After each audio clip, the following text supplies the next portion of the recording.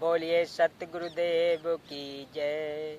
बोलिए बंदी छोड़ सतगुरु रामपाल जी महाराज की जय। कबीर दंडवत गोविंद गुरु, बंदो अभिजन सोए। पहले भये प्रणाम तिन, नमो जो आगे होए। कबीर गुरु को कीजिए दंडवत, कोट कोट प्रणाम। कीट न जाने भृंग कोयो, गुरु कर आप समान। सत साहेब।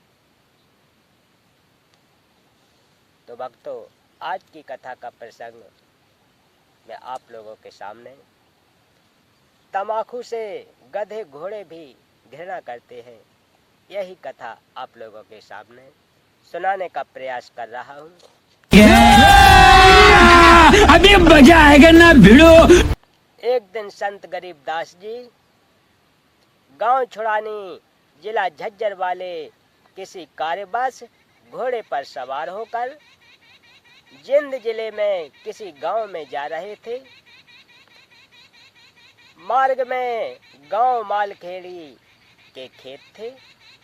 उन खेतों में से घोड़े पर बैठकर जा रहे थे। गेहूं की फसल खेतों में खड़ी थी।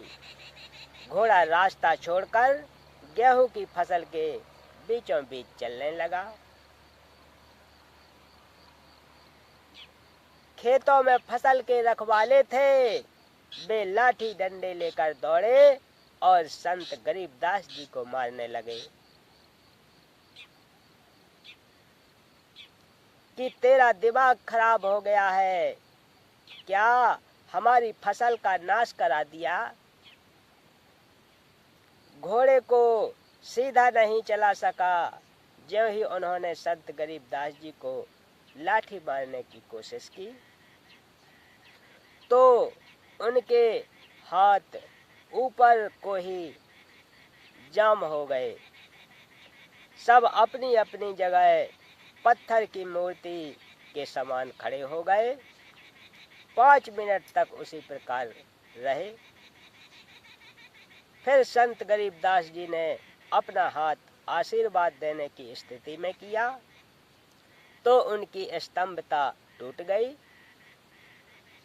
और सब पीठ के बल गिरे। लाठियां हाथ से छूट गईं। ऐसे हो गए जैसे अधरंग हो गया हो। रखवालों को समझते देर नहीं लगी कि यह सामान्य व्यक्ति नहीं है। सबने रोते हुए क्षमा याचना की। तब संत गरीबदास जी ने कहा कि भले पुरुषों, क्या राह चलते व्यक्ति के साथ ऐसा व्यवहार करते हो। मारने को दौड़े हो। पहले तो यह जानना चाहिए था कि किस कारण से घोड़ा फसल के बीच में ले गए हो। वे किसान बोले, अब बताइए जी, घोड़ा किस कारण से फसल में चला गया था।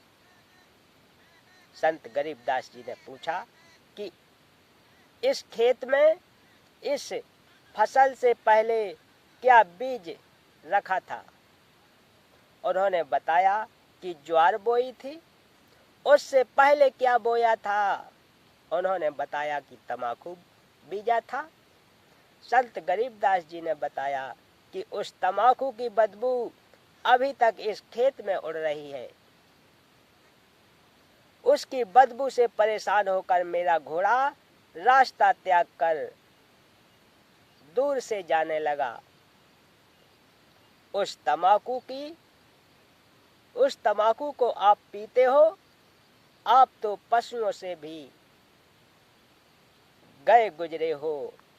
सुन लो ध्यान से, इसके बाद इस गांव में कोई व्यक्ति हुक्का नहीं पिएगा, तंबाकू सेवन नहीं करेगा। यदि आज्ञा का पालन नहीं हुआ तो गांव को बहुत हानि हो जाएगी। उस समय तो सबने हाँ कर दी। संत के चले जाने के पश्चात बोले कि भर लेना हुक्की। जब हुक्की छोटा हुक्का भरने लगे तो हाथ से चिलम छूटकर फूट गई। दूसरी हुक्की की चिलम लाए, वह भी हाथ से ही चूर चूर हो गई। खेत में जितनी हुक्की थी सब टूट गईं, चिलम भी टूट गई। रखवाले डर गए कि उस संत की लीला है। गांव गए तो गांव के सब हुक्के टूट गए, चिलम फूट गई। पूरे गांव में हड़कंप मच गया, भय का वातावरण हो गया। रखवाले गांव में आए तो कारण का पता चला। उस दिन के पश्चात गांव में वर्तमान तक हुक्का तंबाकू सेवन कोई नहीं पीता। गांव का नाम है मालखेड़ी।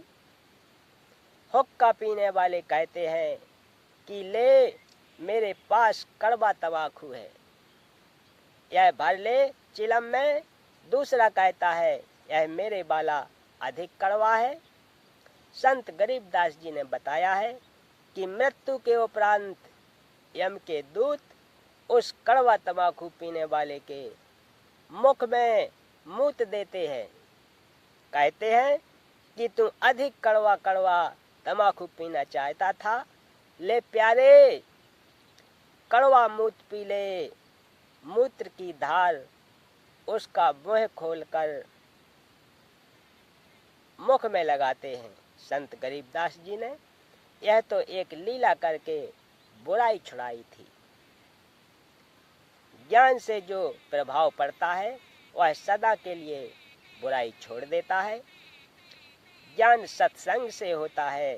सत्संग सुनने की रुचि पैदा करो, सत्संग सुनो। तो भक्तों, आज की कथा का समापन यहीं करते हैं। मिलते हैं अगली कथा में, तब तक के लिए सत साहेब।